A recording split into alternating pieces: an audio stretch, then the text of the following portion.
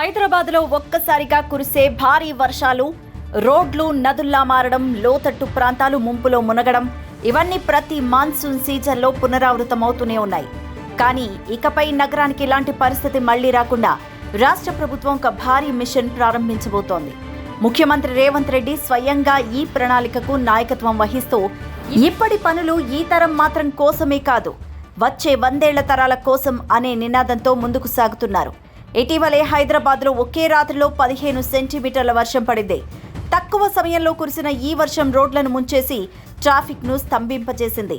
లోతట్టు ప్రాంతాల్లోని వందలాది ఇళ్లు నీట మునిగాయి.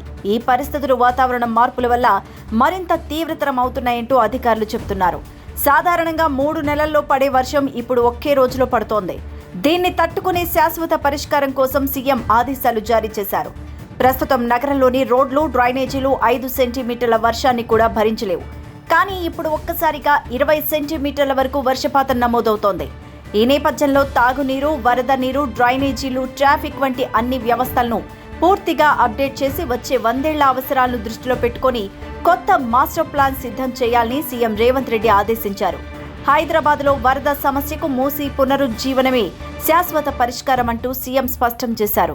ఈ ప్రాజెక్టు కింద 55 కిలోమీటర్ల పొడవునా మూసీని పునరుద్ధరించనున్నారు.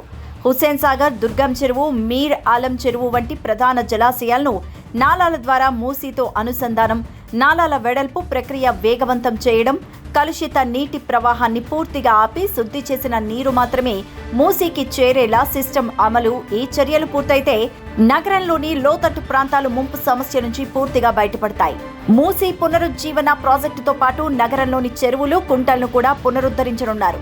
హుస్సేన్ సాగర్, దుర్గం చెరువు, మీర అలం చెరువుతో పాటు చిన్న చిన్న చెరువులు కూడా నాలాల ద్వారా మూసీకి అనుసంధానం చేయబడతాయి.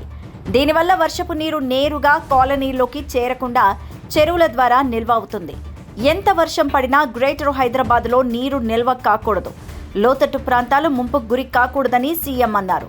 దీనికోసం ఆధునిక డ్రైనేజ్ నెట్వర్క్, చెరువుల అనుసంధానం, మూసీ పరిరక్షణ మరియు సముద్ర మట్టానికి సరిపడే ఇంజనీరింగ్ సొల్యూషన్స్ ఉపయోగించబడతాయి. వర్షాల సమయంలో ట్రాఫిక్ సమస్య మరింత పెరుగుతోందని గుర్తించిన సీఎం ముఖ్యంగా పాత నగరంలో ప్రత్యేక చర్యలు చేపట్టాలంటూ ఆదేశించారు. Charminar, Salar Jung museum, high court, Osmania hospital ప్రాంతాల్లో పెడెస్ట్రియన్ జోన్ ఏర్పాటు చేయాలన్నారు. మల్టీలెవెల్ పార్కింగ్ జోన్లతో పార్కింగ్ సమస్యకు పరిష్కారం, వర్షాకాలంలో ట్రాఫిక్ మేనేజ్మెంట్ కోసం ప్రత్యేక యాక్షన్ ప్లాన్ రూపొందించాలన్నారు.